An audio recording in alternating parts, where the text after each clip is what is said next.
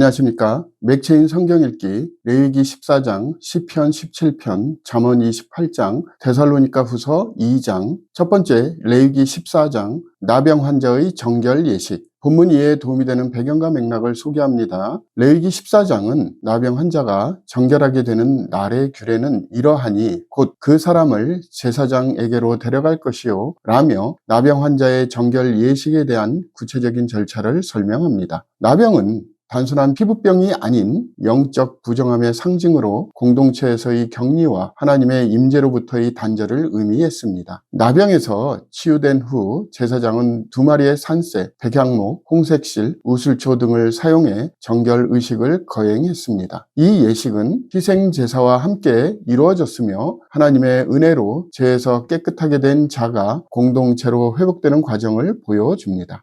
본문의 중요 구절을 소개합니다. 레위기 14장 7절 8절 나병에서 정결함을 받은 자에게 7번 뿌려 정하다 하고 그 살아있는 새는 들에 놓을지며 정결함을 받는 자는 그의 옷을 빨고 모든 털을 밀고 물로 몸을 씻을 것이라. 그리하면 정하리니 그 후에 진영에 들어올 것이나 자기 장막 밖에 이레를 머물 것이요.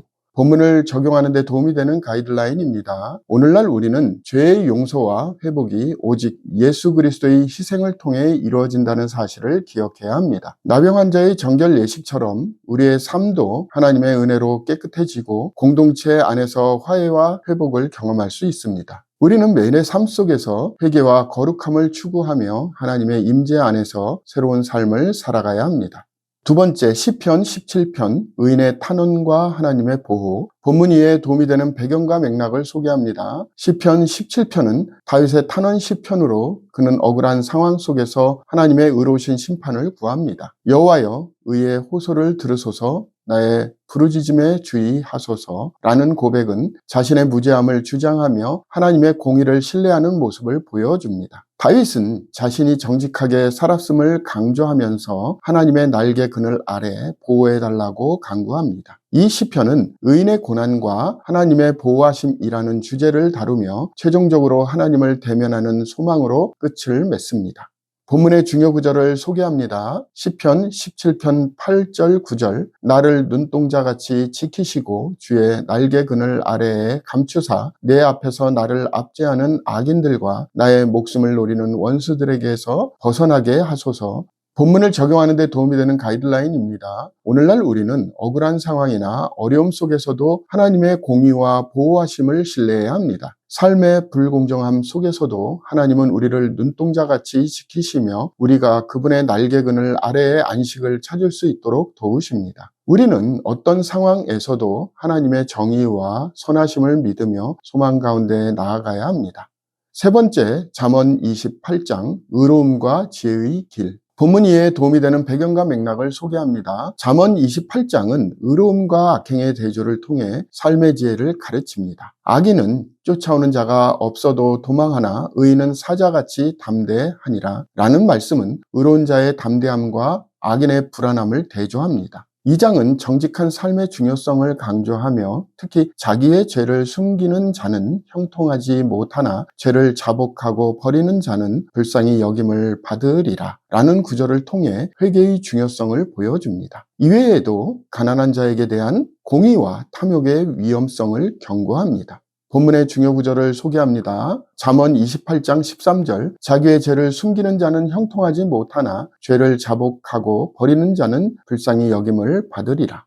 본문을 적용하는 데 도움이 되는 가이드라인입니다. 오늘날 우리는 정직함과 회개의 중요성을 깨달아야 합니다. 자신의 죄를 숨기는 것이 아니라 하나님 앞에 자백하고 새로운 삶을 결단할 때 참된 형통함을 경험할 수 있습니다. 또한 우리는 공의를 실천하고 탐욕 대신 나눔의 삶을 살아가야 합니다. 하나님께서 주시는 지혜로 삶을 인도받으며 담대하게 의로운 길을 걸어가야 합니다.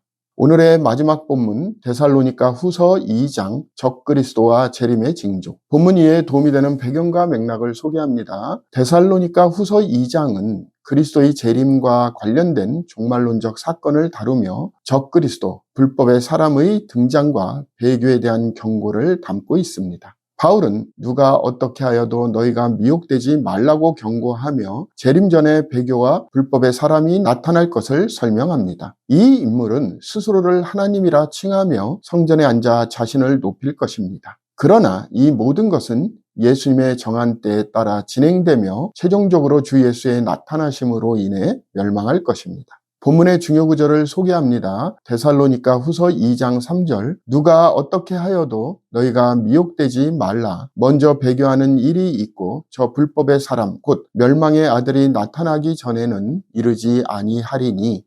본문을 적용하는 데 도움이 되는 가이드라인입니다. 오늘날 우리는 영적 미혹에 주의하며 믿음을 굳게 지키는 삶을 살아야 합니다. 세상에는 다양한 거짓 가르침과 유혹이 존재하지만 우리는 하나님의 말씀에 근거한 진리 위에 서야 합니다. 그리스도의 재림을 기다리며 신실한 믿음으로 매일의 삶을 준비하는 것이 중요합니다. 감사합니다.